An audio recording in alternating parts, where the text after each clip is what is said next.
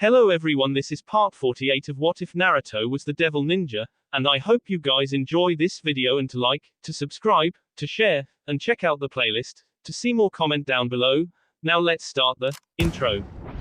They call me a god. They call me a god. They call me a god. Join my membership, the perks are great. It's in the description. Be sure to like and subscribe, it gives me more motivation. Enjoy. I want to have S. Naruto should have known this would happen. After dealing with the numerous attacks from the Chaos Brigade in the underworld, the Gremory peerage, Irina, and office, had remained at the Gremory estate in preparation to take the promotion tests.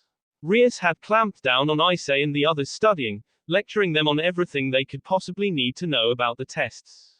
Once a low-class devil earned the right to rise through the ranks, they must be tested to see if they are truly qualified for the position.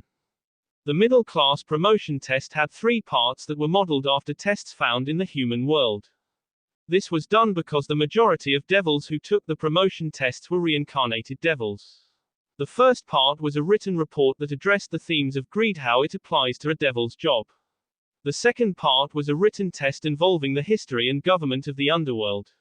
Finally, the third was a practical exam where an individual would face off against another participant from the test in a one-on-one fight. Naruto had skipped this and become a middle-class devil due to the incredible prowess he had already displayed, which meant he would become a high-class devil.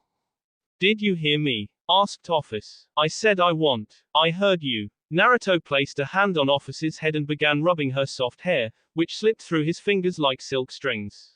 Office stilled when he did this. Her body relaxed, an almost unconscious gesture, allowing Naruto to continue speaking. And we are going to. I promise you. But we can't do it right now. Office did not look at all pleased about him putting this matter off. She craned her end to stare at him, and while her facial expression didn't change much, an ominous aura was emitting from her. It was like miasma wafting from her body. He could practically see her gloomy disposition like clouds of black smoke. Then when can we? She asked. How about? Naruto thought for a moment. Later this evening. Fine. But we will be having S today. I promise. Naruto really had to wonder about Office's obsession with S, but he knew that she had been peeking on him and Rias occasionally when they got down and dirty. He was pretty sure she'd also watched him have S with Ravel and Koneko. Judging from how often she saw it, and how happy Rias and the others were after they had S, he supposed she was just curious to know what was so great about it. Not to be rude, but as interesting as this conversation is, I really would like to continue teaching you, Venelana Gremory said, arms crossed. This is taking up a good deal of my time, and while it might seem like I don't do a lot, I am actually fairly busy. I'm sorry. Naruto rubbed the back of his head. Please continue. Very well then. Naruto was learning about what was expected of a high-class devil from Rias's mother. Venelana had taken it upon herself to begin teaching him. Rias probably would have been the one teaching him these things, but she was currently busy helping Akeno, Asia, Issei, Kiba, Gasper, Zenevia, and Rosweiss prepare for their promotion tests. She didn't have time to teach him. That was why her mom had taken it upon herself to teach him everything he needed to know. The room they were using looked like a standard study. Well, he called it that, but it was actually a really large room with numerous couches, a crackling fireplace, bookshelves lining the walls, and a table for tea. It looked like something he'd expect to see in the mansion of a noble, so it didn't look out of place. The one who felt out of place in this posh room was Naruto himself. Speaking of, the beautiful mother of his future wife either didn't know or didn't care about his plight. She continued speaking, lecturing him on what he needed to know. Generally speaking, when a devil earns the right to become a high-class devil, they must go through a promotion ceremony. Because of how important gaining a high-class devil is to our society, the devil being promoted is escorted to the ceremonial hall in a limousine and under strict guard. You are essentially a VIP. Devils were currently in the midst of a population crisis. After the war with the angels and fallen angels, the devil population had been drastically reduced. Said population had been reduced even further thanks to the civil war that Sirex and the other current members of the 4 great Satans had taken part in. Combine that with how rare it was for devils to have children and you had a huge problem on your hands. The population had risen recently thanks to Beelzebub creating the evil peace system, which allowed devils to reincarnate members of another race as devils. However, just because their population had grown did not mean they were out of the woods. Before the two wars, there had been 72 noble families known as the 72 Pillars. Of those 72 pillars, only 32 now existed, with the remaining 40 families having become extinct. This wasn't totally true. There were some devils from those families who were still alive, such as Coriana Andrialphus from the house of Andrialphus, but those devils were of mixed heritage and could not inherit their families' houses. This was the reason new high-class devils were celebrated. Even if the one becoming a high-class devil was a reincarnated human, their ranks were still being filled, which could only be a good thing. Due to your unique circumstances and how fast you have risen through the ranks, your ceremony is going to be a little different, Venelana continued to lecture him. First, a lot of noble families are still not certain you deserve the position. They have seen you in action, but you skipped the promotion test to become a middle-class devil. While we could just force the issue and make you a high-class devil, the amount of resistance we would get makes this not worth the effort. The scent of tea filled the air as a young maid wandered into the room carrying a tray with several plates, teacups, a teapot, and a three-tiered serving tray with all kinds of pastries. Like all maidservants of the Gremory household, this one was elegant. Her bearing was the kind young ladies in waiting everywhere would be jealous of. Naruto glanced at the woman as she set the teacups in front of them along with a plate. For her part, the woman's cheeks were only mildly red as she went about her task of pouring hot tea into their cups, first Venelana's, then his. Office also got her own tea, but the maid didn't seem to know where to place the cup since the infinite dragon god was using his lap as a chair. You can just put it in front of me, Naruto said. All right, the maid squeaked. Thank you. After the woman had served him tea and retreated, Naruto turned back to look at Venelana, whose smile told him she was amused by that small interaction. So, what you are saying is that I need to prove myself to the other high-class devils and noble families in order to get promoted? Naruto asked. That's right. Venelana nodded as she took the teacup to her lips and sipped some tea. We debated this issue with the other remaining members of the 72 Pillars. It took a while, but we have finally come up with a suitable test for you. And what does this test entail? Asked Naruto as he grabbed a Danish filled with cream cheese and took a bite. He frowned. The bread was a little overcooked, the filling was too rich and sugary, and it tasted a bit dry. Ravel's pastries were so much better than this. Call him spoiled, but he would have much preferred her baking over whoever made this. It was still good, though. First, you will also be required to take a written test detailing the history and rules of our government, Venelana explained. In this, your test won't be much different from the one I say and the others are taking. However, after the test, you won't be facing off against someone else who is being promoted to high-class devil. Instead, you will be pitted against an ultimate class devil. Not a high-class devil? Asked Naruto as he continued munching on the pastry in his hand. Office had also grabbed a pastry and was slowly nibbling on it, but her nose was wrinkled in an expression of dissatisfaction. She probably also preferred Ravel's cooking to this. Venelana shook her head. It has been determined that your strength far exceeds those of your peers. For that reason, we have determined that a high-class devil won't actually be a match for you, and won't allow you to display your full potential. Naruto tapped his left foot against the floor, while Office gently swung her legs back and forth. The feeling of her heels knocking against his shins was easily ignored. She wasn't wearing shoes right now, though she was clad in black and partially translucent stockings. He wondered if this, too, was a part of her plot to seduce him. Naruto did not have a stocking fetish. That said, he wouldn't lie and say they didn't look good on her. Who will I be fighting against? Asked Naruto. Dehauser Belial, Venelana answered. I'm sure you remember him. He was one of the people giving commentary during the rating game against Cyraorg and his peerage. She took another sip of tea and sighed. The teacup clattered only slightly as she set it back on the small plate of fine china. Belial is currently ranked number 1 in the rating games. He is nicknamed the Emperor by many due to how powerful he is. Aside from possessing incredible demonic power, he also has a unique ability granted to members of the House of Belial.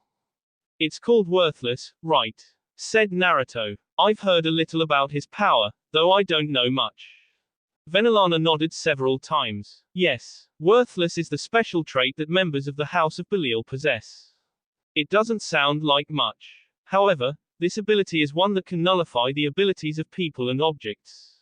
Dehauser has mastered this ability. He's so good at using it that he can even apply his worthless ability to his demonic attacks, inflicting damage while at the same time nullifying any offensive or defensive abilities his opponent may possess. This is what makes him such a powerful opponent. So, in other words, what you are saying is that I'm going to have my work cut out for me, Naruto said with a sigh. Yes, though you fortunately do not need to win, Venelana responded to his despondent expression with a smile. The goal of this test is not to secure victory, but to prove you have what it takes to be a high-class devil. This is also why you will be commanding your own peerage. Naruto blinked. He blinked again as the words Venelana spoke registered in his brain, though he still felt like his mind was being fried.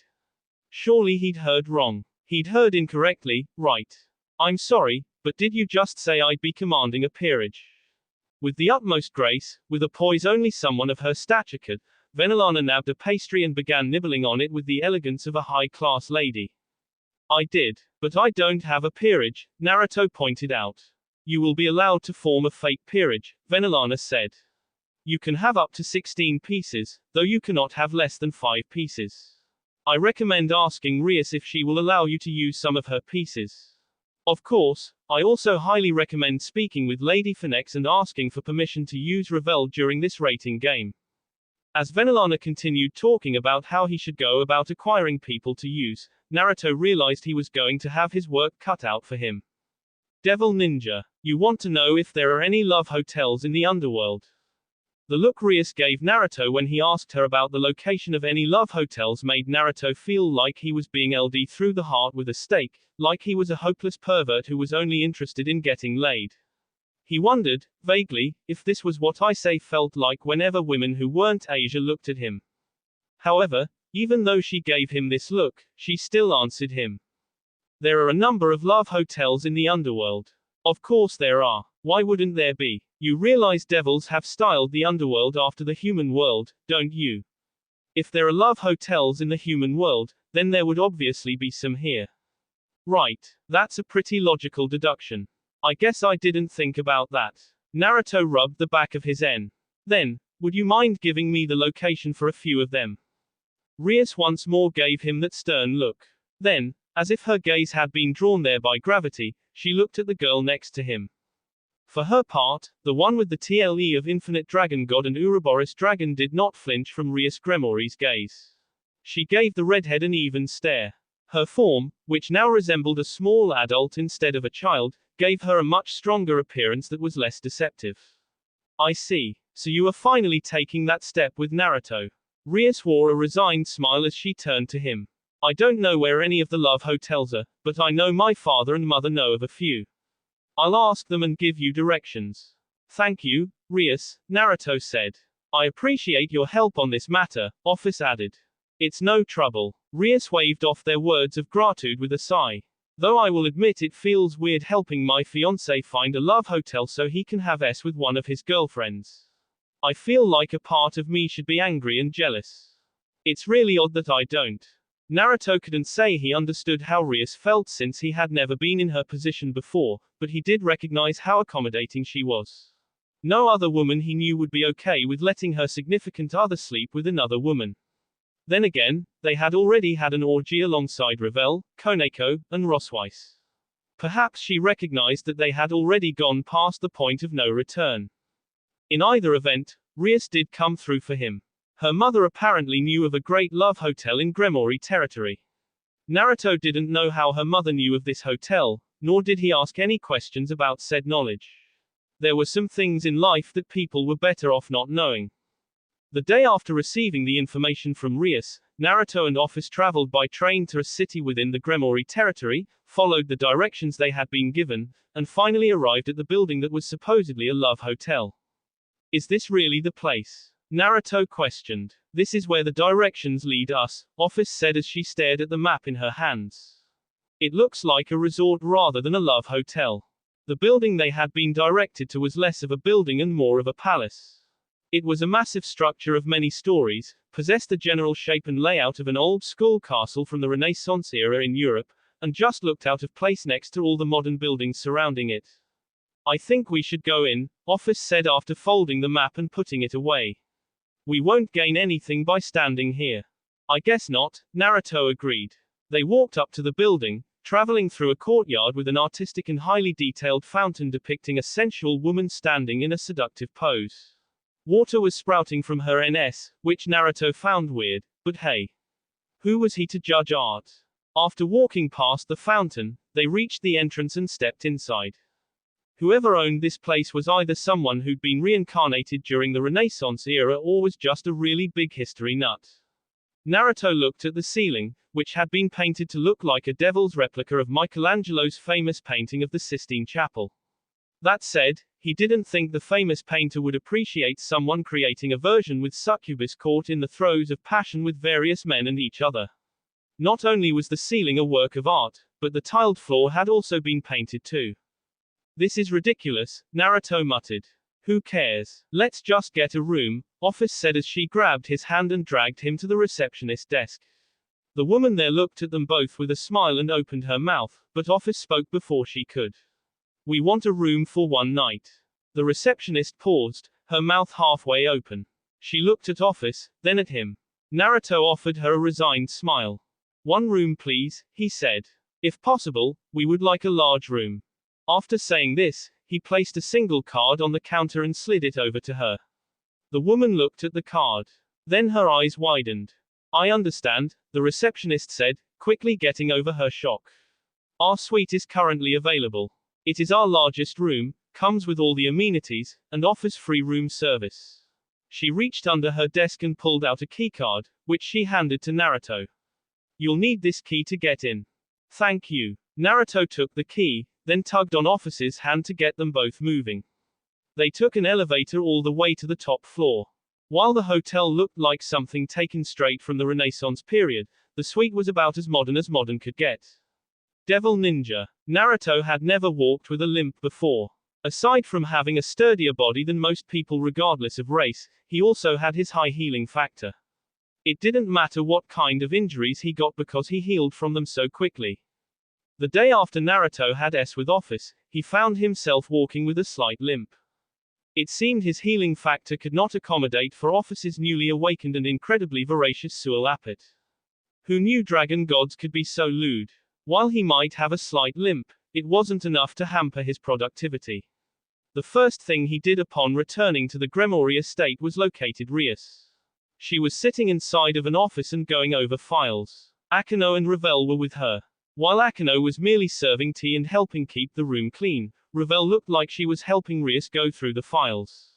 The damage done to the city's attack by the Chaos Brigade wasn't as bad as it could have been, but it was still enough that we're going to have to allocate funds from one of our projects to afford rebuilding, Rias said with a sigh as Naruto walked up to the desk. Ravel nodded. Fortunately, House Gremory has a lot of real estate and businesses. I've noticed several that aren't making any money right now. You can probably afford to cut the budget for businesses like this one here. Ravel handed Rias a sheet of paper, which the redhead perused with a look of concentration. This is a toy maker company, she said at last. They make toys for young devils, Ravel said with a nod. Specifically, they create toys that are loosely based off an American company called Tie Inc. From what I understand, they created a line of stuffed toys called Beanie Babies. I assume your parents found out about this and thought kids in the underworld would like their own line of similar toys. However, the toys turned out to not be very popular. Your father has been keeping it afloat as a personal hobby, but we should consider cutting funding to this and using that money to help rebuild the cities that were attacked. Rias listened to Ravel, who really knew what she was talking about. Naruto once again marveled at this girl's business acumen and sense for strategies. He'd assumed her ability to strategize lay mostly in combat, but it looked like she could also propose strategies to help expand businesses and determine which businesses weren't needed. It says here that my father is putting 16 million into this business. Rias furrowed her brow. That's a lot of money for a simple line of stuffed toys. What is he doing with all that, eh? As she was scanning the paper, her eyes stopped moving after reaching a specific point. Then her face turned red. That, I see. So that's how it is. She set the paper down and smiled at Ravel. Thank you for pointing this out to me. We are definitely going to cut all funding on this business. Ravel looked taken aback. Oh, no, we don't need to cut all funding. We're cutting all funding from this business. Rias smiled, but it wasn't a pleasant or happy smile. Dark shadows had appeared around her face. It created hard lines that lent her an ominous appearance. All right, Ravel agreed, shuddering from her head all the way to her toes. Naruto wondered if he should interrupt the two, who seemed hard at work, but just as he considered leaving, Rias turned to him. The smile on her face became a lot more genuine. At the same time, there was a trace of dryness to it. Naruto, good morning. I see you've returned from your love hotel excursion. That is an odd way of putting it, Naruto said as he walked further into the room. Rias frowned. Are you okay? You're walking with a limp. Let's just say I may have met my match and leave it at that. Only slightly embarrassed, Naruto did his best to not blush as he walked over to the desk where Rias and Ravel were working. Akano, smiling more than she had in a while, offered him a chair, which he gratefully took. I'm guessing Mother told you about the promotion exam for you to become a high-class devil, Rias said as though she already knew what had transpired. You're in a bit of an odd situation. The promotion to high-class devil doesn't normally require a test like this. However, you are coming under some opposition. That was why we came up with this compromise. Who is opposing the decision? Asked Naruto. Just a few of the noble families who don't want the Gremory house to gain more power, Rias said. Even though we are all united by a common enemy and cause, it doesn't mean certain factions within our own aren't going to try and rise in power over others. The House of Gremory is quite strong. We have a Satan, the Baal's power of destruction, the Red Dragon Emperor, and you, a man who appeared out of nowhere and showcased a strength that even gods have to be wary of. If you become a high-class devil, it will increase our power even further. Some people don't like that idea. However, even they cannot contest it. Which is why I have to prove myself in a rating game against Dehauser Belil, Naruto said. Yes, that is it exactly. Rias leaned back in her chair. For now, we should focus on getting people who will agree to fight alongside you in the rating game. This rating game is meant to showcase your talent as a king and high-class devil, so you will need to control a peerage and not just fight by yourself. I am going to fight alongside Naruto-sama, Ravel said. Since I'm a free bishop and his fiancé, it shouldn't be a problem. Rias bit her lip. You really like bragging about that, don't you? Are you trying to upset me? Wah. No. Of course not. Ravel waved her hands back and forth as a large blush spread across her face. I would never try to make you angry, and it's not like I'm trying to brag about being engaged to Naruto-sama. I know you're number one in this harem. I was just saying. Relax, Rias soothed the girl with a smile as she reached over and began rubbing Ravel's head. I am only teasing you. Oh, that was mean, Rias-sama, Ravel mumbled, though that didn't stop her from leaning into Rias's hand. Still wearing a smile, Rias continued tenderly running her fingers through Ravel's hair as she turned to Naruto. It was only after she had looked at him that her smile became apologetic. Unfortunately, because the rating game will happen on the same day as the promotion tests, none of the other members of my peerage can help you. Her smile turned a tad annoyed. I suspect someone did this on purpose. It's fine. Naruto shrugged. I know at least a few other people I can ask to join me, and I was thinking maybe you could contact Sonacitri and ask her if she'd be willing to lend out Saji and maybe a rook and a knight. I will certainly do that, Rias said, but then she frowned. By the way, who are you going to ask to join you? A certain self-proclaimed angel, Naruto said with a smile. Devil Ninja, you want me to become a temporary member of your peerage? Irina asked in shock. Wait, when did you even get a peerage? It was the middle of the day, and Naruto had decided to take Irina on a date. They were at a cafe in the city closest to the Gremory estate. The cafe was styled after a certain type of cafe found in the human world, and more specifically Japan, meaning it wouldn't have looked out of place in Akihabara. Perhaps because of that, this cafe also had women dressed in maid outfits and men dressed in butler outfits, but that could have also been due to the personal taste of the manager. I don't have a peerage. Naruto shook his head. I was told I need to gather people who can fight alongside me in a rating game against Dehauser Belil. It is a temporary peerage. However, you don't have to worry. Since no evil pieces are being used, you won't be turned into a devil. Well, that is good. Don't get me wrong, I like you a lot, but I don't want to become a devil, Irina said. I like you the way you are too, Naruto admitted. That caused Irina to blush. A young woman dressed in the traditional black and white gown of a maid wandered up to their table and asked if they were ready to order. Naruto ordered simple omurice. He was curious to know if it tasted any differently than omurice in Japan. Meanwhile, Irina ordered something called a very berry parfait. As the woman left, Naruto explained what he was being required to do in order to be promoted to a high-class devil. Irina listened to him. She nodded several times, asked questions when she wanted a more detailed explanation, but mostly listened in silence. When he finished, she leaned back in her chair. So that's how it is, Irina said as she crossed her arms and nodded several times. I see. If this is the case, I don't at all mind acting as a member of your peerage. I'll let Lord Michael know about it just to make sure he doesn't have a problem, but I'm sure he'll agree to it. A pensive expression crossed her face as another thought occurred to her. However, even if I agree to it, you still need more people. You've got me and Ravel, but that is just two. I'm also hoping Sona will be willing to lend us Saji. Naruto watched as the maid who took their order entered the room again, carrying a tray over to their table. But you are correct. I still need more people.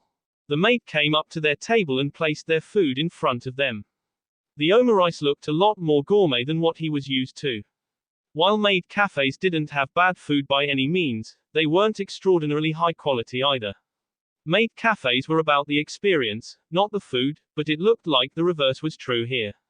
This omurice looked and smelled like something he'd expect from a high-class restaurant. I guess that's the Gremory territory for you. Similarly, Irina's very berry parfait was a chocolate parfait with whipped cream and all kinds of berries made to look like a bear. There were blueberries for the eyes, strawberries for the paws, a blackberry for the nose, and other berries arrayed around the creature. It was incredibly cute and looked like something made by an artist instead of a chef. Have you thought about asking some of the people who joined us when we fought against the Greek gods and rescued the 4 Satans? Asked Irina. I had not. Naruto blinked several times. The idea never occurred to me, but you're right. Maybe I should ask Azazel if he can get in contact with Gomery or Lix Tetrax. I'll also ask Lord Michael if he can get in touch with Angelus, Irina said. I'm sure she would be happy to help you. That's a good idea. Naruto grinned at Irina. Thank you. Irina's eyes widened before she looked away. It's no problem. By the way, Naruto began. Have you given any thought into whether or not you'd be interested in dating me? Irina's cheeks burned like twin stars. I have. She took a deep breath, held it, and counted to 3 before releasing it. I've decided to give dating you a try. I can't promise anything, she added quickly when she saw the look of hope rising on his face. Please understand, a part of me still very much likes eyes, but I also like you too, a lot. And, well, I'd like to at least see if maybe something can work out between us. That's all I can ask, Naruto said. Then he grinned. And since I guess this means we are officially dating now, why don't we commemorate this moment with a movie and a walk through a park? I hear the underworld has their own version of Hollywood. Why yeah, okay, we can do that, Irina agreed. After finishing their food, which was delicious, Naruto and Irina left to find the nearest movie theater. No sea shenanigans took place during the movie or subsequent walk through the park. But they did have fun. Devil Ninja. The day of Naruto's rating game had arrived. Because the promotion test from low-class devil to middle-class devil took place on the same day, Naruto, Irina, Ravel, Lafay, and Office split off from Rias, Koneko, Rosweiss, Zenevia, Kiba, Gasper, Issei, Akano, and Rainier after arriving in the underworld's capital. Both the promotion test and his rating game were taking place in Lilith, but they were on opposite sides of the city. Are you going to be okay? I wish I could go with you. Oh, I should have asked him to reschedule your rating game so I could cheer you on. Why did it have to happen on the same day as the promotion tests? Rias was fraught with worry as they stood just outside the train platform. She was biting her lip and babbling, something she only did when she was truly worried. Relax, Naruto said. I know this couldn't be helped. You have to be there for the others' promotion test, but no one said anything about you having to be present during my rating game. Don't worry, I've got this. But even so, what kind of girlfriend doesn't show up to her boyfriend's most important rating game? Asked Rias, now looking distraught. Maybe we should ask them to cancel. I'm sure they wouldn't mind rescheduling for a time when I can join you. Naruto gave his girlfriend a long-suffering smile. He loved how she worried over him and the others like this, but now really wasn't the time. He leaned forward and kissed Rias on the lips, stopping the girls babbling in their tracks. Rias froze. It was only for a moment, however, and then she was leaning into him, pressing her lips harder against his mouth. You don't have to worry about me, Naruto said as he pulled back. Don't forget who you are talking to here. I'm the best ninja in the entire underworld. It doesn't matter who I'm up against. I'll kick their asses 6 ways to Sunday. Right, yeah, I guess you're right. Rias smiled at him, though it was tinged with worry. Sorry for getting so worked up. It's okay. That's just the kind of person you are. Rias and Naruto smiled and stared into each other's eyes. This moment would have lasted longer, but a loud retching sound brought them both out of the moment. Sorry, Rainier apologized when they all looked at her. It felt like someone was gagging me. Her words earned her an elbow from Akano. There wasn't much time for pleasantries, so after Rias overcame her worry about his rating game, she and the others said the goodbyes and left. There was a limo waiting for them. As the group climbed in, Naruto turned to Revel. We should get going as well, he said. Right. Revel nodded. I'm told a limo will be coming to pick us up in about 10 minutes. I guess that means we just have to wait here. Irina asked. What should we do in the meantime? It's only 10 minutes, Naruto said. I don't think there's much we can do in 10 minutes. We could always have a quickie, Office suggested. Naruto stared at the dragon god as Revel, Irina, and Luffy blushed bright red. Luffy and Irina had never done anything of that nature with anyone, much less him, and while he and Revel had several times, she was still a very pure tsundere girl who got embarrassed over this particular subject. Your suggestion on this matter has been noted and summarily rejected, Naruto said, span. There shall be no quickies at this time. That's too bad. Office shrugged as if it was his loss instead of hers. Naruto wanted to pout, but that would have been childish. Since the wait was only 10 minutes, they found a bus bench and sat down. Naruto sat between Revel and Irina. Luffy sat on Irina's left, while Office had changed sizes once again so she could take her rightful place on his lap. She was probably trying to get as much time there as she could while Koneko was busy. The hustle and bustle of the city swam before their eyes as they sat there. So many people were coming and going. A young boy was walking hand in hand with his mother. There was a couple several meters away, the woman leaning against her boyfriend as she hugged his arm. Several men in business suits walked by. It seemed they were talking about something, though he couldn't hear what. All of them were devils, but honestly, Naruto could not tell the difference between devils and humans. I never asked, but where are we meeting the others? Asked Naruto. You mean the people who agreed to temporarily join your peerage? Asked Revel. Naruto nodded, so she continued. Lix Tetrax said she will meet us at the stadium. I believe Sona Citri and her peerage will also meet us there. Angelus also said she would meet us at the stadium, Irina added. So we've got Lix, Angelus, Revel, Irina, Luffy, and Saji as members of my peerage, Naruto muttered. That's 6 pieces, which isn't bad. I think Saji required 4 pawns to reincarnate. Angelus and Revel make great bishops. Lix would probably be a rook. Meanwhile, Irina, you would be my knight. I hope you're okay with that. Of course I am. Irina gave him a confident smile that was brimming with reassurance. I'm honestly glad I can help you out like this. You're always doing things for other people, including me, and I've wanted to pay you back for a while now, but you never seem to actually need me for anything. I'm happy this moment came along. Now I can thank you for all the times you helped me. Do you really need to thank me? Asked Naruto. Isn't a good boyfriend supposed to support his girlfriend? Well, you know, we weren't dating back then. Irina turned her head to look down at her lap. She was clutching her thighs, though she couldn't grab her clothes. Irina had opted to wear the tight leather garb she'd once worn as a member of the Catholic Church.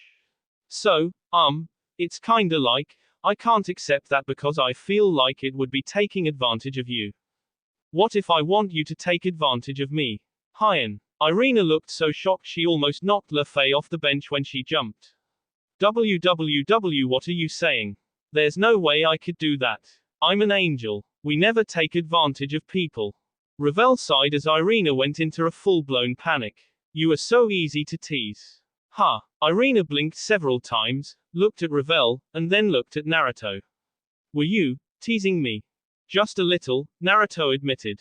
Irina puffed out her cheeks. That was mean. The group laughed a little as the limo that would take them to the stadium finally arrived. The person who hopped out of the limo's driver's seat was something of a shocker. Azazel. Naruto gawped. The heck are you doing here? I came to pick you guys up. Why are you so surprised? Don't tell me you thought I would leave something this important to anyone else, Azazel said, grinning at the group. Given how big a moment this is, it was decided by me and Cyrex that I would be the one in charge of picking you up and informing you about what to expect during this rating game. Now, hop in everyone. The rating game won't take place for another half an hour, but we should arrive early so I can discuss some last-minute details with all of you. Naruto climbed into the limo after Ravel, LeFay, Office, and Irina did. It was a plush limo with a good deal of space. It even had its own bar, though there were no alcoholic beverages, just juice and milk. Azazel hopped back into the driver's seat and announced they were leaving. Then the limo took off. The large windows spanned much of the limo, allowing them a glimpse outside, though none of them paid much attention. All of them were busy discussing strategies. Of course, out of the entire group, Ravel did most of the talking. I've been studying up on Saji's abilities, so I have a good idea on how to utilize his powers more effectively, but I sadly don't know as much about Lix and Angelus beyond the basics. Angelus is a healer, Irina said. Of course, she has some unique magic like the ability to transport people between dimensions. She can also use all the holy attacks I can, but she's not really cut out to be a fighter. So we'll have her stay in the back and support us with her healing magic, Ravel said. Though I don't know if her magic will help us devils at all, but you said she can also transport people between dimensions. It sounds like we can have her help us retreat if things get too dicey. The young Phoenix furrowed her brows. I remember watching a bit of the fight between Burr and Lix, but we never got to see the full extent of her powers. She mostly relied on her peerage to lure Burr into a trap and demolished him in a single attack. That said, I believe she specializes in trickery, so we can probably rely on her to lure members of D-House's peerage into traps we set. That sounds like a good idea, Naruto agreed without hesitation. I'll be counting on you to help me plan out our strategies. I'm afraid I'm no good at those. Don't worry. Ravel gave him a happy smile as she puffed out her chest. Just leave everything to me. The group arrived at the stadium within about 15 minutes, give or take, and they disembarked with Azazel, who led them into the massive building. The stadium was built to look like a modern replica of the Colosseum from Greece. Shaped like an oval, the entire building was nearly 6 stories tall, featured a roof that could be pulled back to show the sky, and had an oddly ancient aesthetic.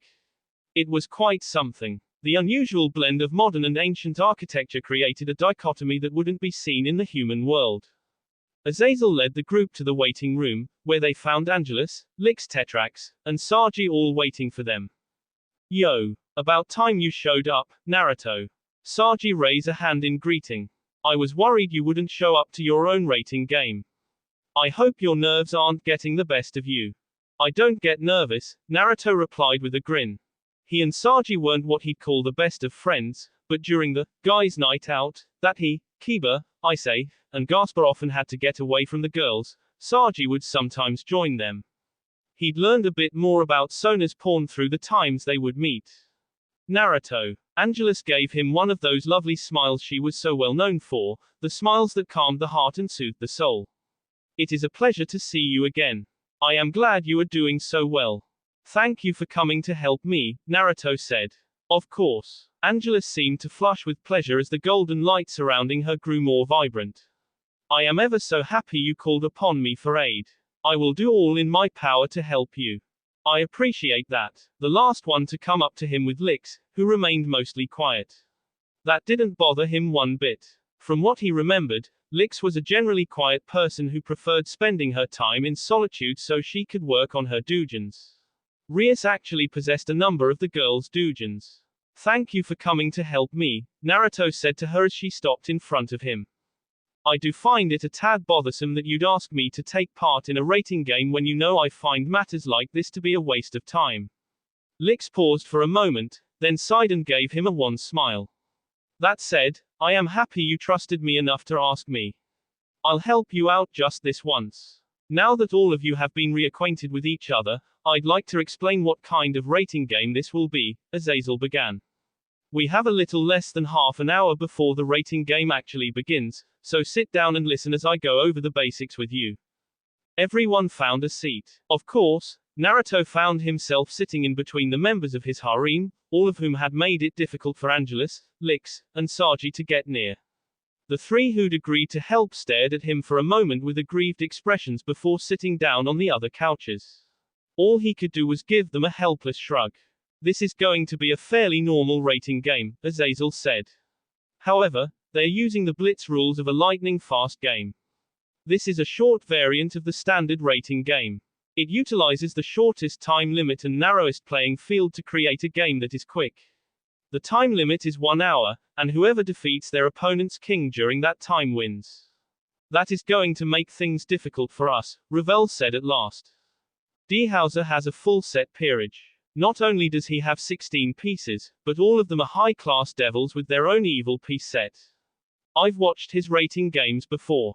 His pieces are as follows: his queen, Annabelith.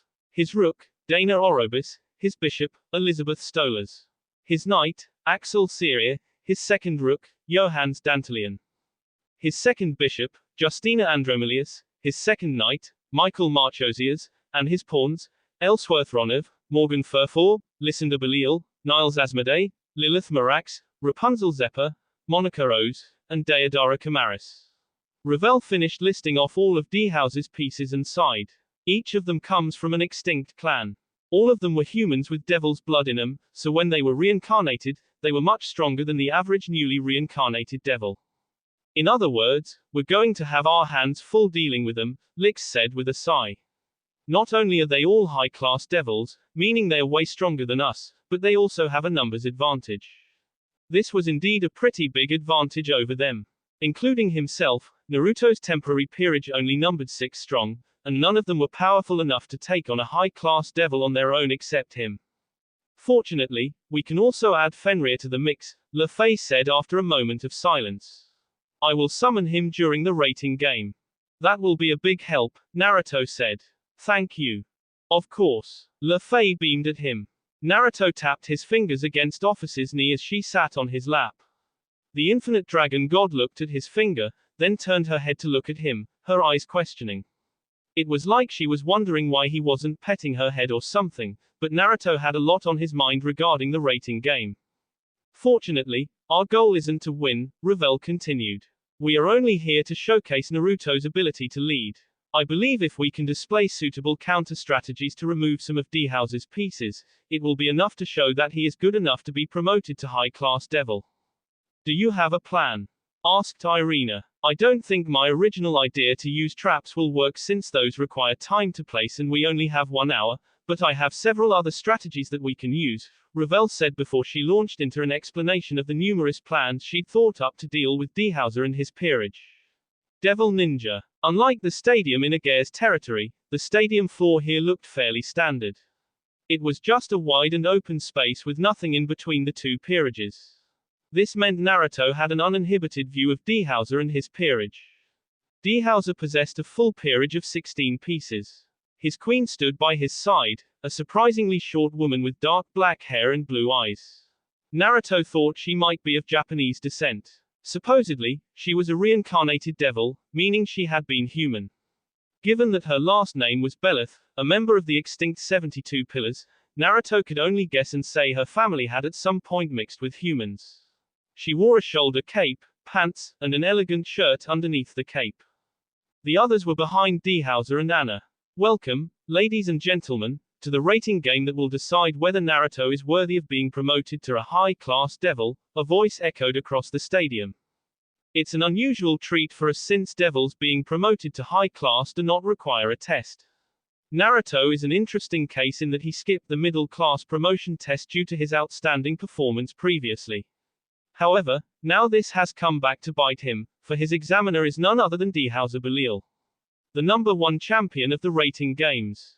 At the mention of Hauser, the crowd sitting in the stands erupted into applause. Naruto had taken part in many a rating game.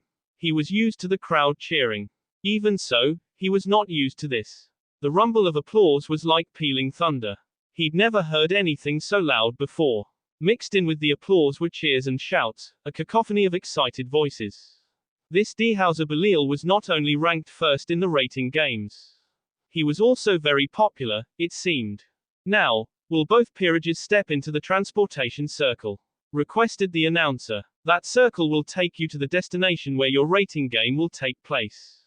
Naruto looked at the people who had agreed to join his peerage temporarily so he could take part in this rating game, then turned back around after receiving nods from each of them.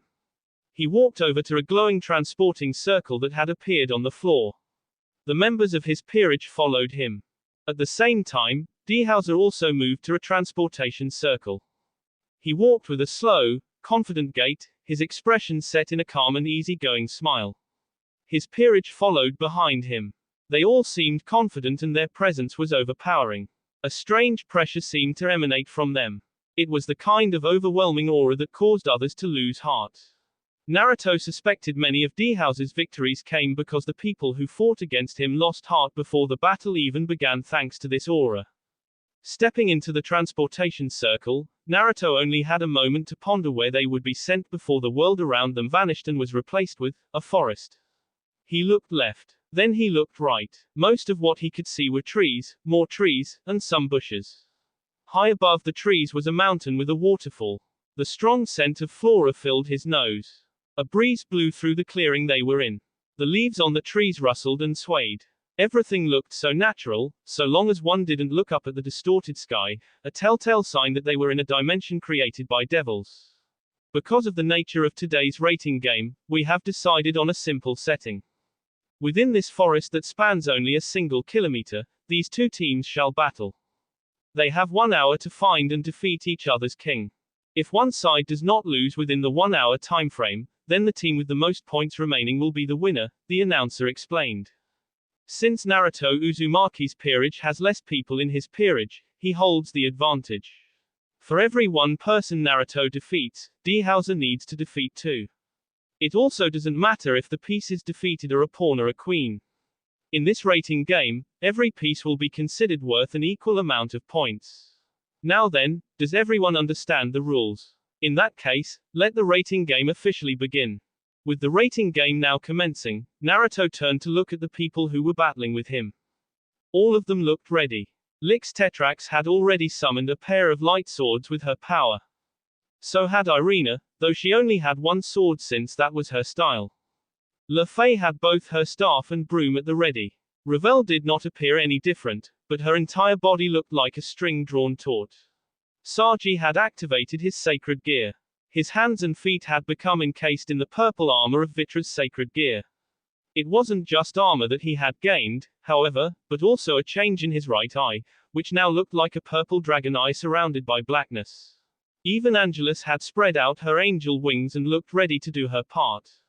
Lefei raised her staff and created another magic circle. What appeared within the circle this time was a giant wolf. Fenrir. It was a wolf with the powers to destroy a god. It looks like everyone is ready, Naruto said.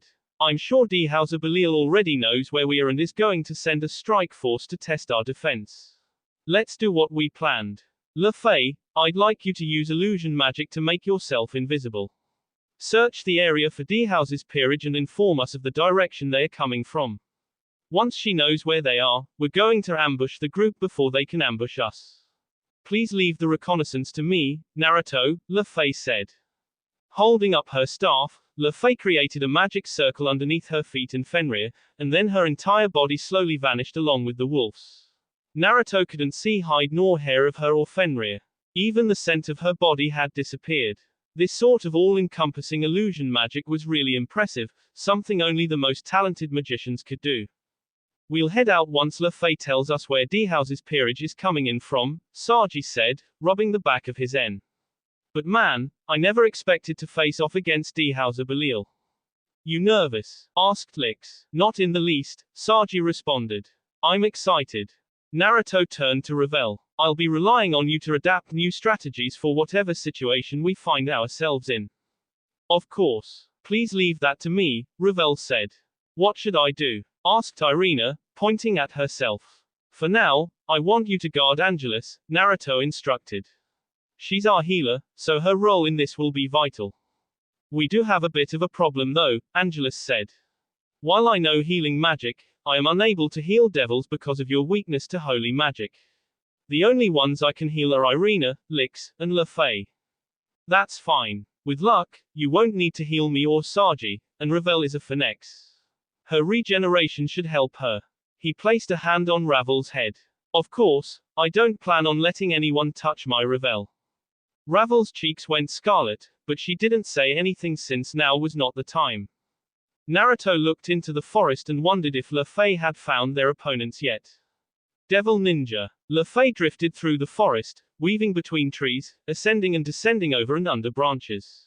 She kept her eyes peeled for any signs of the enemy. Of course, she wasn't alone. Fenrir was also with her. The giant wolf had shrunk to a more manageable size that allowed it to hide within the forest. He was using his nose to lead her. So they are this way? Lefay asked when Fenrir howled.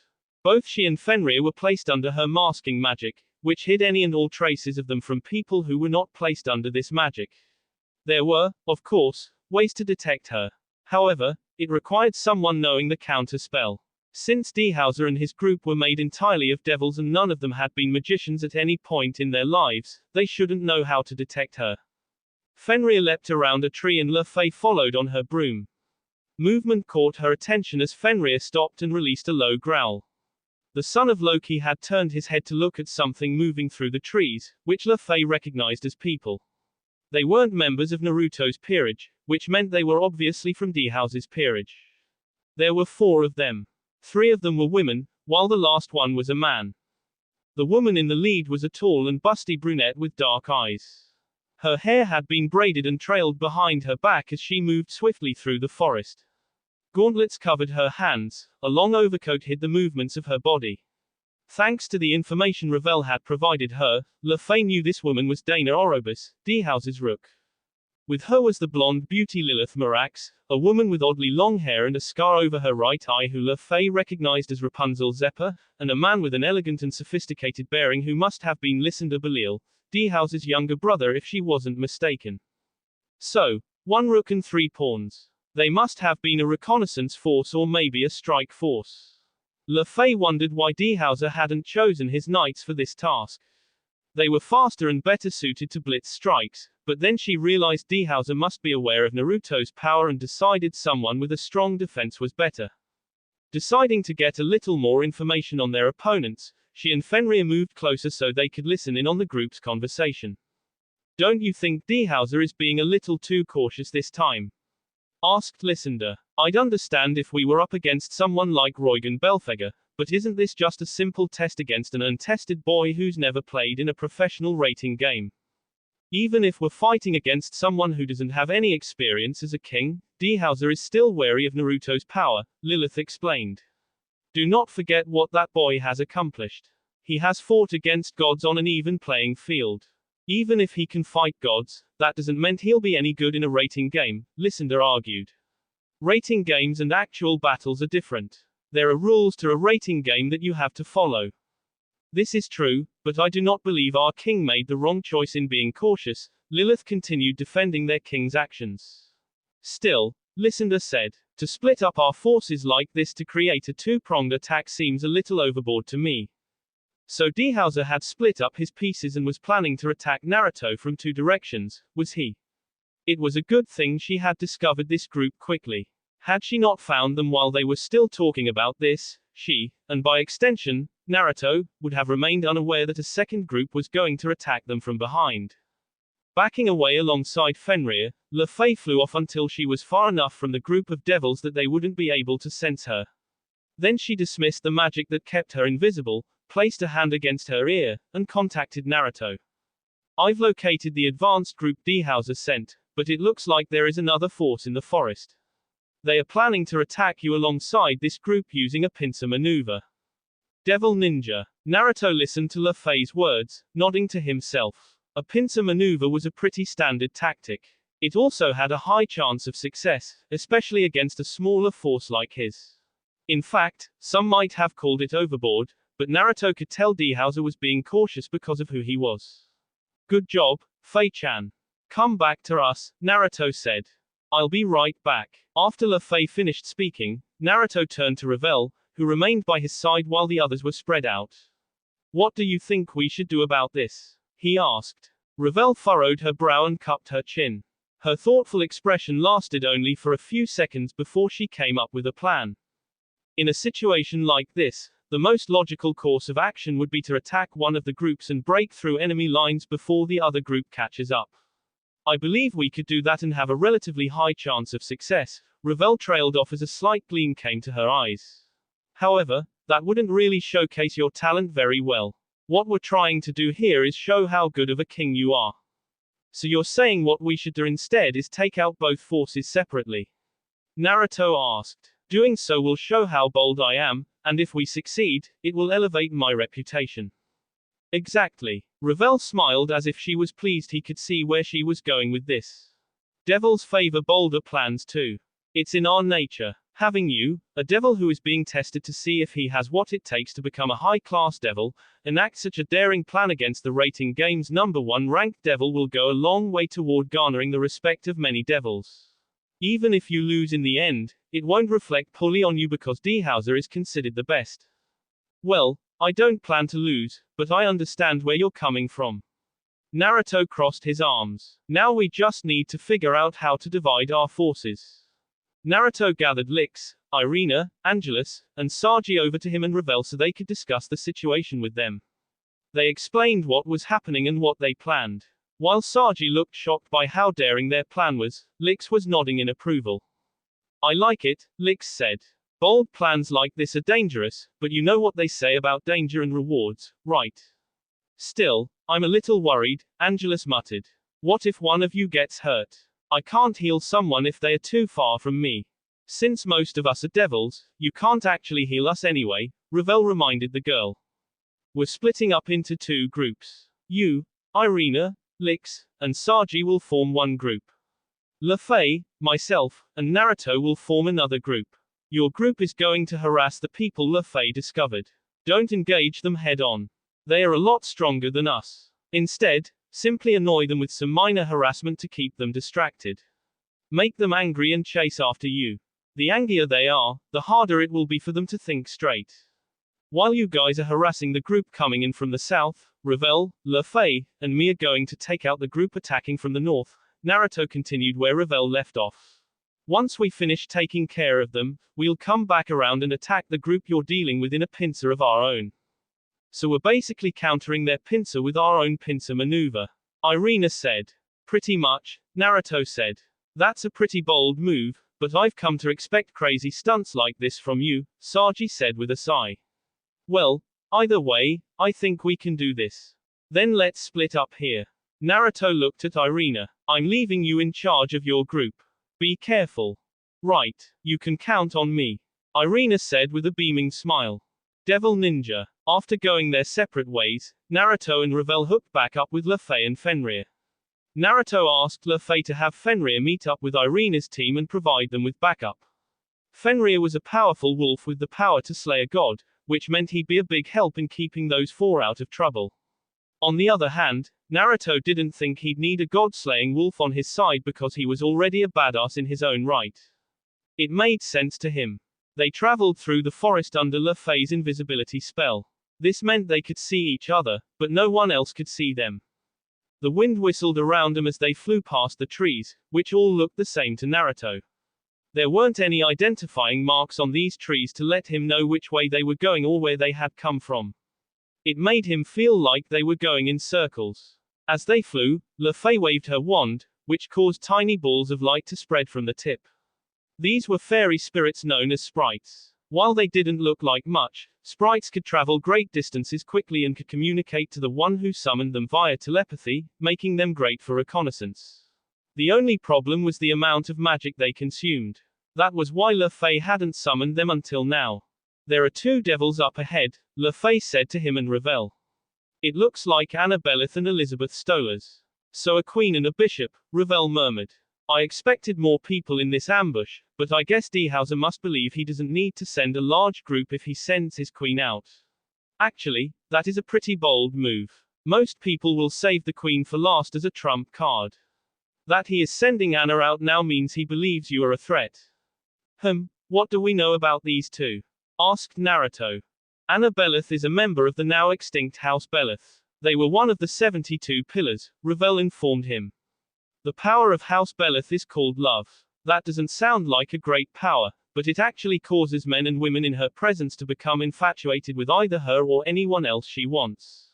I once saw her use that power to make a high-class devil fall in love with a tree during one of Dehauser's rating games. Do you think it will work on me? Asked Naruto. That's hard to say. Ravel bit her lip and thought about the question. Because I don't know the exact mechanics behind her power, I don't know if having sufficient resistance or willpower will be able to negate her abilities. I guess we'll find out when we get there, Naruto muttered. What about Elizabeth Stollers? Asked Le Fay. What is her power? House Stollers was known for their knowledge of astronomy, herbs, and precious stones, Ravel said. They use stones as catalysts for powerful magic and can use the alignment of the stars to affect the natural world. Their powers are tricky because it is nearly impossible to counter unless you have knowledge of astronomy yourself. In that case, I want you and Le Fay to go up against Elizabeth. Meanwhile, I will handle Anna, Naruto decided. Neither Ravel or Le Fay argued with his decision, which made him feel warm inside because it meant they trusted his judgment. They burst into a clearing and found Anna and Elizabeth waiting for them. The two women were able to track Naruto, Ravel, and Le Fay with their eyes, meaning the invisibility spell didn't work on them. Naruto saw stars glimmering in Elizabeth's eyes. She must have been divining their location using astronomy somehow. Since it looked like the spell was ineffective, Le Fay dropped the magic. You reacted quicker than we expected, Anna said. I guess Master Dehauser was right to send me. You were quite bold. Naruto shrugged. Fortune favors the bold, or something like that. Indeed it does, but unfortunately for you, Master Dehauser is just as bold, Anna said with a smile. That remains to be seen. Naruto didn't hesitate to start things off with a bang, summoning a horde of shadow clones and having them gang up on Anna. He wanted to see her power firsthand. She did not disappoint. Anna tapped her foot against the ground as a magic circle suddenly appeared around her. The circle, a pink circle with the crest of House Belial, traveled up her body and encased her in a gentle pink glow. There was something intensely erotic about her after the magic circle dissipated, though Naruto couldn't quite put his finger on it. Maybe it had something to do with her pouty lips, or perhaps it was those luxurious golden locks of hair, or it could have been that ample chest of hers. Whatever the case was, the moment she became engulfed in that magic circle, the woman's entire countenance changed from that of a simple beauty to a succubus. The clones stopped where they stood and ogled her. And then they were destroyed. Naruto narrowed his eyes when all 12 clones were wiped out in an instant. Anyone else would have missed what happened and been confused, but he had spotted the magic circles that appeared underneath his clones a split second before the magic activated. What he couldn't figure out was what kind of magic it was. All he knew was that he'd heard the sound of a trumpet blowing a moment before his clones were destroyed. Music magic. He wondered out loud. I'm surprised you recognize what kind of magic I'm using, Anna said. I see. So it is music magic. Naruto tilted his head. I don't suppose you'll tell me how it works. Sorry, but no. Anna wore a congenial smile as she shook her head. I'm aware of how dangerous you are. If I tell you how my magic works, you'll no doubt figure out a way to counter it. Can't blame a guy for trying. Naruto shrugged. Since it looked like he wouldn't be getting any information out of this woman, he raced forward, deciding to attack at close distance. He would probably end up caught in that love magic of hers. However, he was confident he could do something against it. In fact, he already had a very basic idea on how to counter her unique power. Naruto quickly brought to image all the girls in his harem. Rias with her brilliant crimson hair, Ravel and her tsundere personality, Koneko, whose small body in no way reflected her erotic disposition, Office and her ridiculous Sewell Appet, the uptight Rossweiss who nevertheless tried hard to be a good girlfriend, and Irina, a religion-obsessed angel who was at heart a great person worthy of his respect. Maybe he should include Luffy in his harem too. Thinking about them filled Naruto with love, causing his heart to grow warm. Why isn't my power working on you? Anna suddenly shouted when he closed the distance between them. HMPH. As if I'd tell you why your power doesn't work. Since she didn't want to answer him, he had no intention of answering her. Naruto lashed out with a punch that rent the air. Anna leapt back to dodge it, but Naruto infused wind into his attack, causing a powerful hammer-like force to flow from his hand and smack into her. The devil stumbled back as she was struck in the face. Unfortunately, for him at least, she'd been able to raise a barrier in time to stop his attack from truly damaging her. Anna waved her hand and created several magic circles, all of which were aimed at him. Naruto quickly replaced himself with a log just as a massive burst of music erupted from the magic circles. It sounded like a symphony of trumpets. The sound struck the log and caused it to explode. Several more magic circles appeared around Naruto when he appeared in place of the log. He didn't have time to dodge this one. However, as the sound of trumpets rang out, Naruto created a vacuum of wind around himself. All the noise from Anna's magic was blocked off. He could see the wind around him rippling as if something was slamming into the vacuum he had created, but nothing else happened. Anna tried to bombard his wind vacuum once more, but she seemed to eventually realize nothing she did was working and stopped. The magic circles surrounding Naruto disappeared. In most cases, Naruto would have dropped his wind vacuum, but this time he felt cautious of Anna, who was a high-class devil and a queen. He quickly prepared the replacement technique. Counting to 3, he dropped his wind vacuum and replaced himself with another log. It was the right decision. Almost from the moment he dropped the wind vacuum, Anna attacked him with a magic circle she'd prepared in advance. It appeared underneath his feet and launched a powerful sound attack at him. Naruto, however, had already replaced himself, so what she hit was not him but the log he'd used in his jutsu. I think I finally understand how your magic works, Naruto said behind Anna. The woman froze when she felt a hand on her back. Your magic attacks using sound, which causes vibrations in the air. By manipulating sound waves, you can create attacks that are difficult if not impossible to counter. That's very impressive. It's too bad I've actually fought against other people who use sound to attack before. At that moment, just before the woman could open her mouth, Naruto created a Rasengan and slammed it into her back. Anna screamed as she was launched across the ground. She slammed into a tree, which shattered, then struck a boulder sticking out of the ground, which also shattered. Dehauser Belial's queen has been retired. Naruto grinned at his victory before turning his attention to Ravel and Luffy's battle. It looked like their fight had been much harder than his. While Ravel appeared fine thanks to her regeneration, Luffy's clothing was torn and blood leaked down her arms and legs. Meanwhile, their opponent didn't seem to have a single scratch on her. Elizabeth was, at the moment, in the process of dodging several magic attacks being launched at her by the two. Fire tornadoes were avoided, lightning bolts were negated when the woman threw several crystals that created what appeared to be star constellations. Even as the battle continued, Elizabeth tossed several silver gems. Scutum. The 8 gems formed a diamond-like pattern that vaguely resembled a shield. Each gem lit up and lines of light shot from them to connect all of the gems together. When the gems became connected, the lines solidified and spread across the gap in the gem's center, becoming a shield that took the combination attack Ravel and Luffy launched. The giant fire tornado slammed into the shield and broke. While the shield blocked the first attack, Ravel created another magic circle behind Elizabeth, which launched a sharp spear at the woman's back. Elizabeth must have had eyes in the back of her head. She tossed several gems behind her and created another shield. This one was smaller and only used 4 gems instead of 8, but the attack Ravel unleashed was smaller as well. The attack was blocked. You cannot win against me, Elizabeth announced. Both of you are very strong, but as long as I can predict your next move, defeating me is impossible. She's using the constellations to predict our attacks, Luffy announced. Then we'll just have to become unpredictable, Ravel said. Several dozen magic circles appeared around Ravel and launched a number of powerful fire attacks at Elizabeth, who merely scoffed and prepared her catalysts. However, just as she threw her gems, Ravel created several more magic circles, which changed the course of her attacks. Rather than strike at Elizabeth, they struck the ground. Elizabeth seemed to have predicted that. The explosion was blocked by her gems, which had created the constellation Scutum once more. Ravel closed the distance and attacked with her hands and feet, which had caught fire. Despite the sudden change in battle pace, Elizabeth calmly anticipated her opponent's moves, moving back and relying once more on her catalysts to block Ravel's attacks. It became clear that the other bishop did not have any talent at fighting hand to hand. While she attacked, Ravel created more magic circles. The fire and wind attacks launched from the circles in time with her own hand-to-hand combat.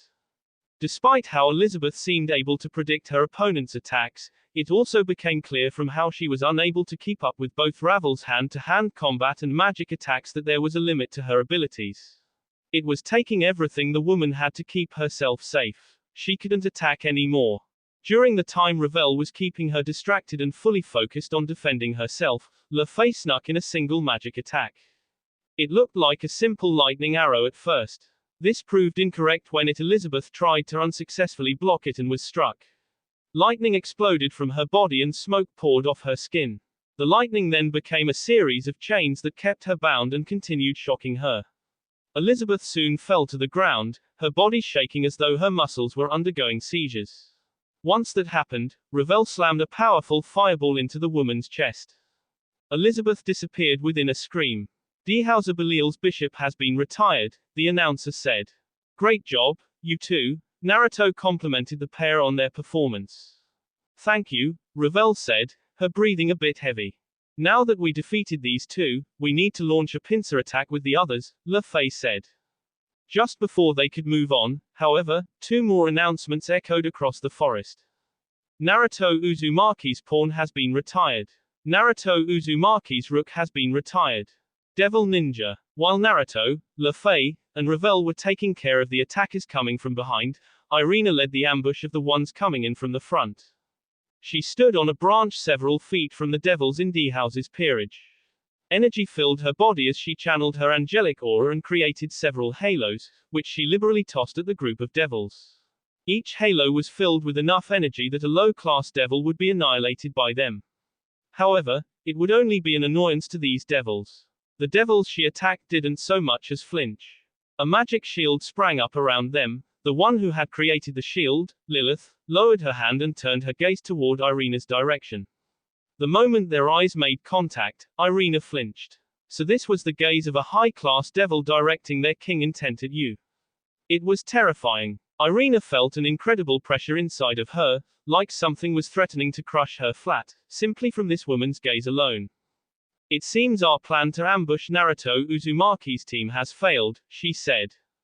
Hey, Lysander also looked at Irina. So they decided to bring the fight to us. That suits me just fine. He turned just his head to look at Lilith. You don't mind if I take care of this, do you? Go ahead, Lilith sighed. Lysander grinned as he bent his knees and adopted a stance that made him look like a predator about to pounce. The look in his eyes sent a jolt down Irina's spine.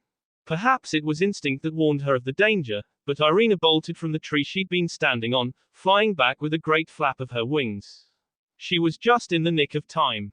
Lysander blasted through the tree. Shattered bark sprayed through the air, some of it hitting her, as Lysander landed back on the ground and bent his knees again. It looked like their plan to harass Dehauser's peerage had failed.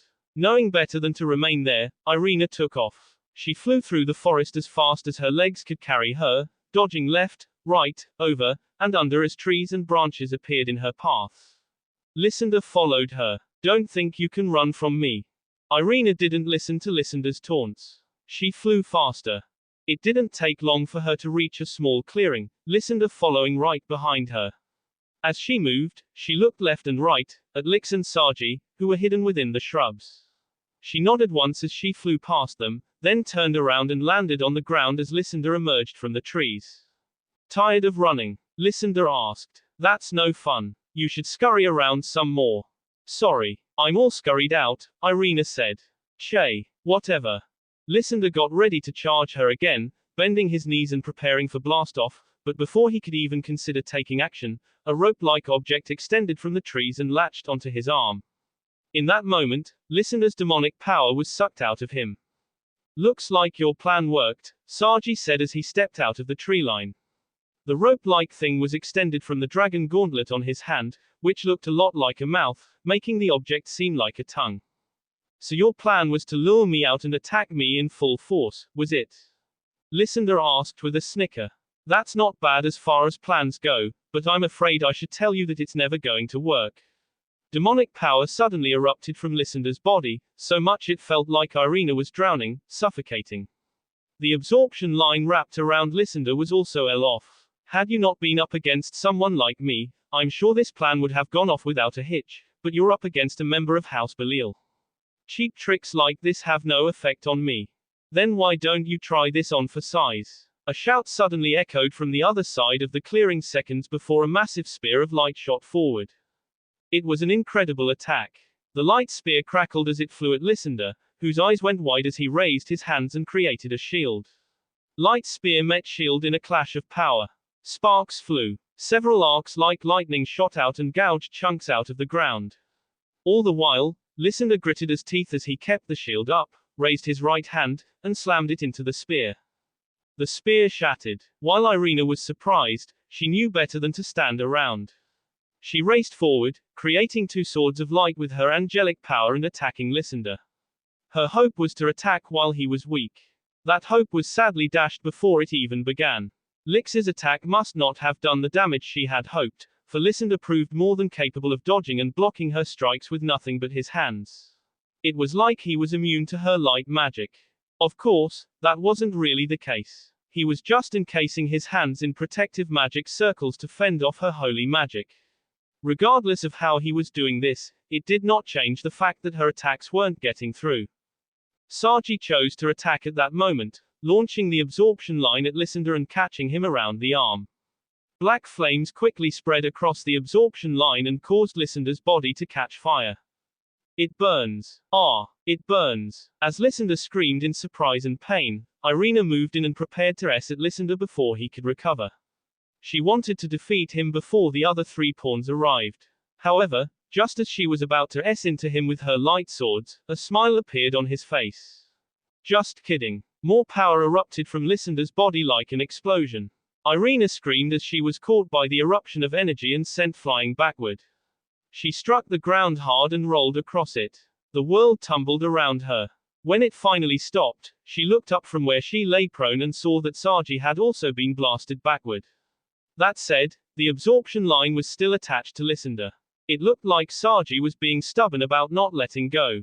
"Irina!" Angelus shouted as she raced into the clearing at the same time as Lix. While Lix ran over to Saji to help fend off Lysander, she came over to Irina and knelt down. A magic circle appeared before her hands. She placed them on Irina's side. The healing magic almost immediately went to work, fixing up her wounds. "Thanks," Irina said as she sighed in relief. "That Lysander is a lot more powerful than I thought," Angelus muttered. "Yeah, I didn't expect him to be strong enough to take all of our attacks." Irina grimaced. "I guess that's a high-class devil for you." Even as they were speaking, Saji and Lix were attacking Lysander together, but their attacks didn't seem to be having any effect on the member of House Belial. Light spears were negated. The absorption line was shattered. Nothing they did worked. "You don't really believe this paltry amount of power will be enough to defeat me, do you?" Lysander asked. "I might not be as good as my brother, but I can still render all of your attacks worthless." Even as he spoke, Lysander's right hand glowed with a purplish-black color as he punched a light spear, which completely shattered upon contact. Irina's eyes widened when she realized what he was doing. Of course, he's using the special ability of House Belial. Worthless was the ability to nullify both offensive and defensive abilities. There was probably a limit to how much and what he could nullify, but so long as he understood how their powers worked, he could nullify all of them. "If this doesn't work, then maybe I should go all out," Saji suggested. Black flames erupted from Saji's body, though they weren't in the least bit hot. If anything, Irina felt a cold chill from those flames. The fire expanded into the sky before taking on the shape of a dragon with a long, snake-like body. That was his Vitra promotion, which allowed him to use all 4 abilities of his sacred gear at the same time. Let's do this, Saji roared as he charged at Lysander. Shadow Purazun. The dark aura surrounding Vitra wreathed before transforming into numerous tentacles that latched onto Lysander, who tried and failed to break the restraints. His demonic power surged. However, even his worthless ability seemed useless at that moment. Don't bother. I've used Dorito Firudo to take away your ability to use worthless. Now it is like you are just a regular devil. Damn it. What the hell kind of power is this? Lysander shouted as he struggled. Now, let me absorb your power. What? No. Dozens of tentacles wrapped around Lysander. They glowed a bright but dark purple that seemed ominous and vile. Lix moved back as Saji began absorbing Lysander's demonic power, though she didn't go too far away in case he needed help. She created a light spear in her hand and readied it. Irina, now healed thanks to Angelus, stood up and watched the proceedings from a distance away. None of them noticed the danger until it was too late. Saji's body suddenly stiffened and the glow from the absorption lines attached to Lysander's body stopped working. Irina didn't know what was happening. However, before she could even think about what might be wrong, a massive creature that resembled a minotaur stampeded out from the forest and slammed into Saji, impaling his massive dragon body with both of its horns. Irina didn't think an attack like this would do anything in normal circumstances, but it became clear to her that this creature was special. Brilliant lights erupted from the minotaur's horns. Cracks began appearing on the black dragon's body. It was like the minotaur was injecting all of its power into Saji, causing the dragon body he had created to expand like a balloon. Before much time had passed, said balloon swelled to an incredible size before exploding. Naruto Uzumaki's pawn has been retired. The words rang across the clearing, shocking Irina. Yet time did not stand still even though she was shocked. A dark sword suddenly flew into the clearing, spinning around as it came at Lix, who was smart enough to dodge. She leapt aside as the sword flew past her. What she didn't see was how the sword curved around and came at her from behind. Lix, duck, Irina shouted. It was probably a testament to Lix's ability and trust in Irina that the woman dropped onto the ground. The spinning sword flew past overhead and headed back toward the tree line. A figure emerged from the trees before it could disappear, catching the sword in her hand as she ran into the clearing. It was Rapunzel Zephyr. The woman flew into the clearing like a bird of prey and attacked Lix before the woman could recover. Whipping her hair around, Rapunzel made it grow to an incredible length as it struck Lix in the face and sent her reeling. Then Rapunzel took the sword she had thrown and raised it. No. Irina threw several halos at Rapunzel, but the Minotaur suddenly appeared before Rapunzel and blocked them with its sturdy body. This gave the woman enough time to impale Lix through the chest. The fallen angel gasped as blood leaked from the corner of her mouth. Then she transformed into particles of light and disappeared. Naruto Uzumaki's rook has been retired. Once Lix was retired, the Minotaur shrank and grew less monstrous before eventually changing into a person. Lilith Marax. Now that both Saji and Lix were retired, she, Lysander, and Rapunzel all turned to Irina and Angelus. This was not good. Devil Ninja. Naruto had rushed on ahead of Ravel and Lefay, pushing his body to the limit, and breaking much of the surroundings. His feet slammed against a branch. Chakra exploded from it, resulting in Naruto being propelled forward far faster than most would have believed was possible. It also destroyed the branch. Sawdust and splinters rained to the ground and formed a small pile. The wind rushed all around him, he could feel it everywhere, surrounding his body and the rest of this forest. He was using the wind to guide him. It acted as his sonar, allowing him to see Irina and Angelus as they tried to flee from D-House's pawns. He was getting closer. Closer. Almost there. Aahhh. Naruto burst out of the clearing just as a loud scream tore through the air. Irina and Angelus had been hit by some kind of attack and were soaring through the sky, their bodies tumbling in an out-of-control spin. Narrowing his eyes, Naruto channeled chakra to his feet and activated the Shunshin no Jutsu, which caused him to instantly appear in the flight path of Irina and Angelus. He caught them both in his arms. The impact of their bodies sent him flying back, but he was fortunately strong enough not to get hurt. Landing on the ground, he skidded across the surface, digging a slight trench in the ground before coming to a stop. Are you two okay? He asked. Angelus and Irina didn't seem to be injured. They'd likely dodged whatever attack had been launched at them and were sent airborne by the resulting force. Even so, the pair had clenched their eyes shut out of fear, and only now, upon hearing his voice, did they open them. Naruto-san. Angelus muttered in shock. Naruto. Irina also questioned his existence. You two okay? He asked again. Oh, yes, I think so. Irina patted herself down to make sure nothing was broken or out of place, then realized that he was holding her in his arms and turned bright red. Her face was so hot he could feel it without touching her. Would you mind letting me down now? Given that they were in a combat situation, setting her down was logical, so he complied. Irina took a few steps away from him and placed a hand on her chest to calm herself down. Angelus didn't seem to be flustered like her fellow angel was. At that moment, Naruto turned toward the pawns who wandered out of the tree line. If he was not mistaken, they were Lysander, Rapunzel, and Lilith. Where was D-House's rook? You two stay here and rest. Leave this to me, Naruto said. He didn't give them, or their enemies, time respond before launching himself at the nearest opponent, Lysander. The devil recognized himself as the target and created a shield. Naruto crossed his fingers in a hand seal. Kage Bunshin no Jutsu. Several clones appeared. Two made Udoma Razingans and slammed them into the shield Lysander had created, causing not only an impressive detonation that sent Lilith and Rapunzel stumbling from the force, but also created cracks in the shield, which eventually shattered under the pressure. What the? Lysander's eyes went wide, then became wider still when the real Naruto suddenly appeared in front of him. He threw a punch out of instincts. Shock permeated his face when his fist went through Naruto's body like he wasn't there, showing him to be an afterimage. Naruto, who had ducked, was now given the perfect shot. And he took it. Rasengan. Naruto didn't need any fancy moves for this. He slammed his Rasengan into Lysander's chest, and the intense drilling effects of his jutsu ground away at the man's body. A loud scream of anguish escaped the man's tea before he was blasted off his feet and sent spiraling away. He crashed into one tree, then two, before disappearing. An announcement came over the message system seconds later. D-Hauser Belial's pawn has been retired. He defeated Lysander so quickly. Lilith muttered in shock. So this is Naruto's power, said an equally flabbergasted Rapunzel. Naruto turned to the two girls, who tensed up, but then Ravel and Lefay burst into the clearing. Before he could attack the pair of pawns, his girls fired off their magic at the two, a massive tornado made of fire and wind, forcing Rapunzel and Lilith to dodge. The heat was so intense the ground combusted and even Naruto broke out in a sweat.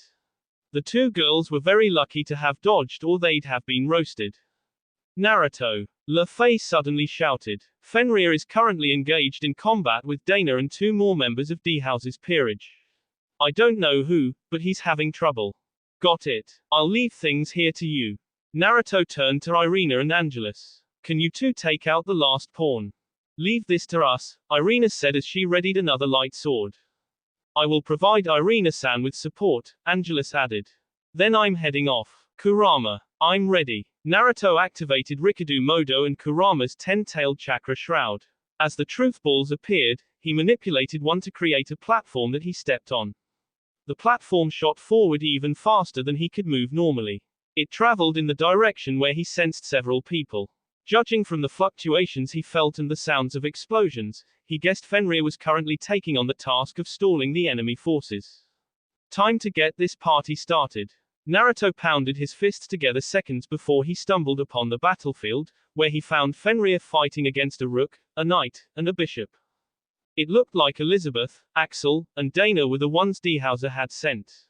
They were currently engaged in combat against Fenrir, who was able to hold his own well enough but couldn't attack because the three weren't giving him a chance to do so. Whenever one of them was in danger of being bitten by Fenrir's teeth or espered by a claw, the other two provided support. It was impressive teamwork. That said, Naruto had no time to admire it. Naruto cancelled the transformation. It wasn't needed for this. Bending his knees, he channeled Wind Chakra into his feet and threw himself at the group. The ground cracked beneath him as he flew forward and attacked the person furthest from Fenrir, Elizabeth. The woman was standing about 2 or 3 meters from Fenrir, who was locked in combat against Axel and Dana. She wove magic spells that attacked the wolf in subtle yet annoying ways. She'd create owls and ravens that pecked at Fenrir's eyes. This distracted the giant wolf and allowed Axel and Dana to attack with swords and brute strength. Just as she got ready to launch another spell, Elizabeth finally spotted him coming toward her. What the? Her eyes widened as she turned around and tried to prepare a spell for him, but Naruto was not about to let that happen. Futon, Rapusho. Naruto created a fierce gale that slammed into Elizabeth and made her stumble. It wasn't much, but the spell she had been about to use was disrupted. With no spell forthcoming, Naruto closed the distance between them. Rasengan. And hit her with a Rasengan. Bishops were characterized by their strong magic. While some of them had a good defense, or could create a magical defense, they needed time to prepare it. Naruto had struck Elizabeth before she could prepare anything of the sort. His attack drilled into her stomach and sent her flying. He thought he heard her scream, but it was impossible to hear over the sounds of combat between Fenrir, Axel, and Dana. Dehauser Belial's bishop has been retired. With Elizabeth out of the game, Naruto turned his attention toward the battle with Fenrir. Now that their bishop was gone, Axel and Dana were having a more difficult time fighting the wolf, who no longer had to worry about any sneak attacks from Elizabeth's magic. Fenrir released a howl that caused the two to freeze for a moment. They recovered quickly and moved away when Fenrir slammed his paw into the ground, but the resulting hurricane force from the attack blew them further than they intended to go. Dehauser Belial's pawn has been retired. Another announcement came over the speakers. Naruto smiled as he realized one of the two groups he left behind must have taken care of another pawn. He wondered which team had done it, but it didn't matter. Kage Bunshin no Jutsu. Several clones appeared, though they vanished mere moments later, disappearing like the wind. Since Axel was the closest person to him, Naruto charged forward, pulled a kunai from his pouch, and engaged in melee combat against the knight. Sparks flew as the two clashed.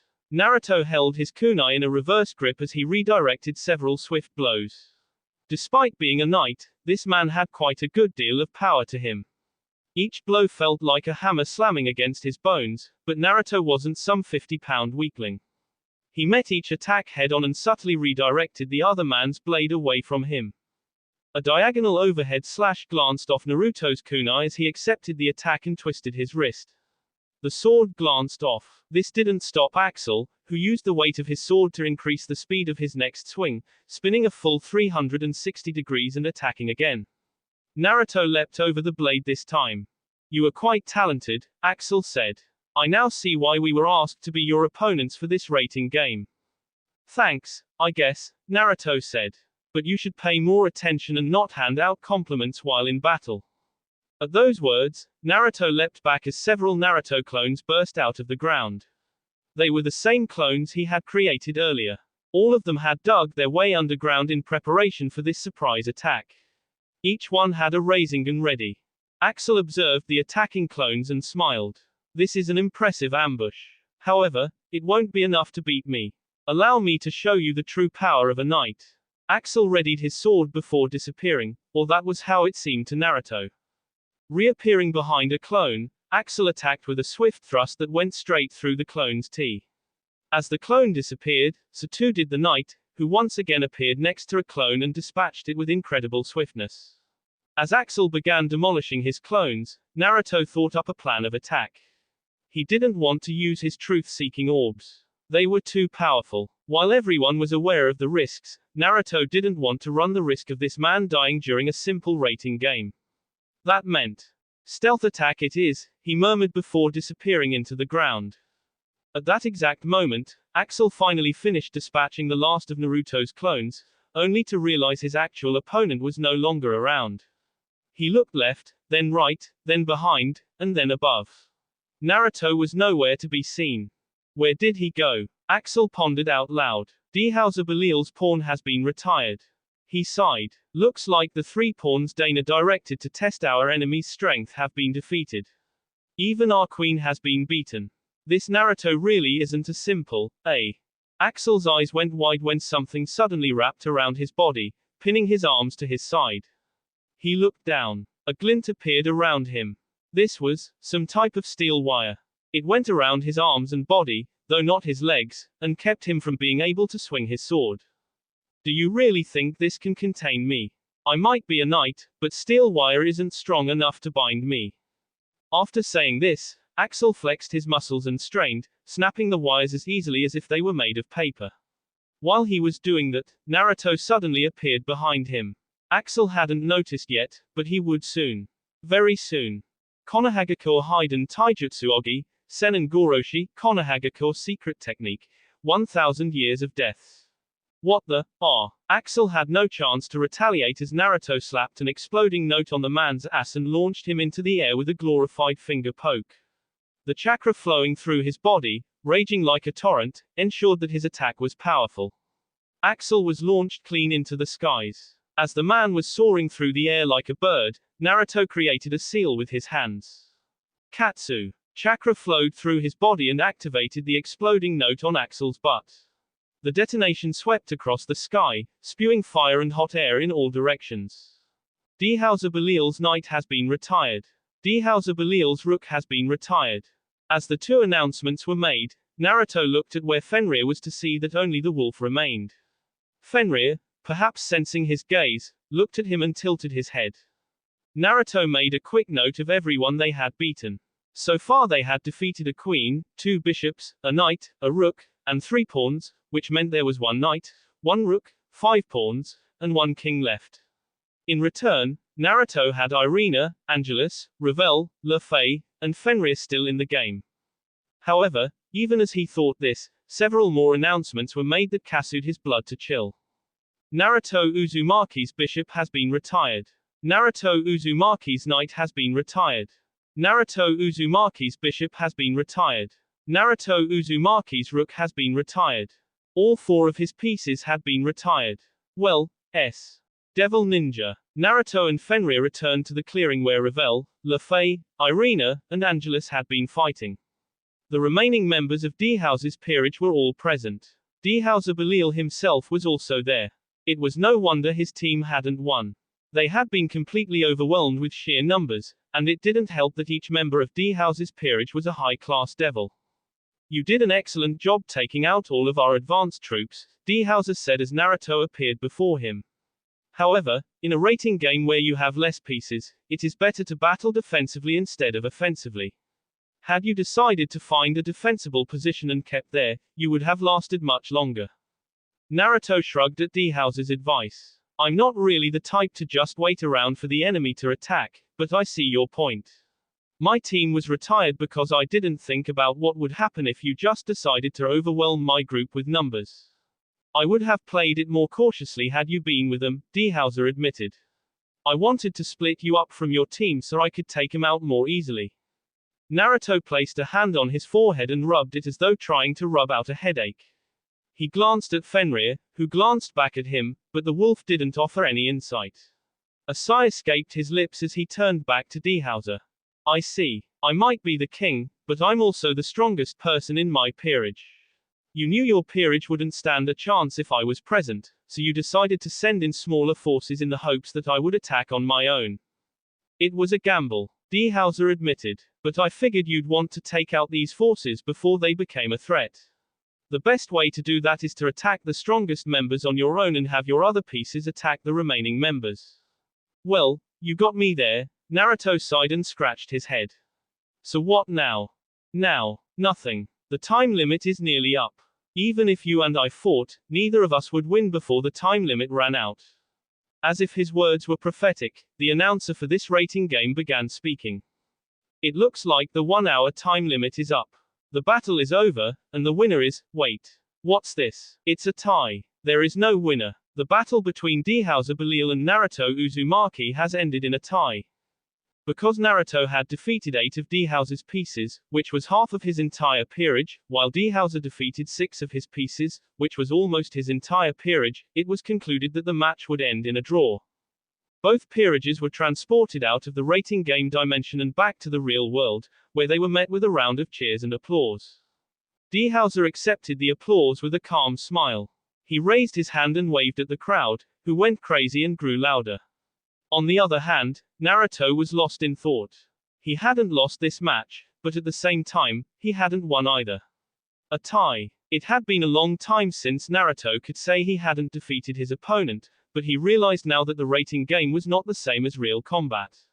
In real combat, Naruto would have used everything at his disposal to win. That wasn't the case here. There were some moves he simply couldn't use because they were too dangerous.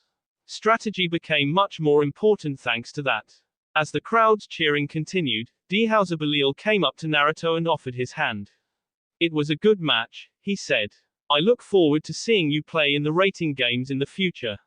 Yeah. Naruto reached out and firmly gripped House's hand. You too. I look forward to facing you again. That will be all for this video. Be sure to like, subscribe, share, and comment down below for more videos. Goodbye.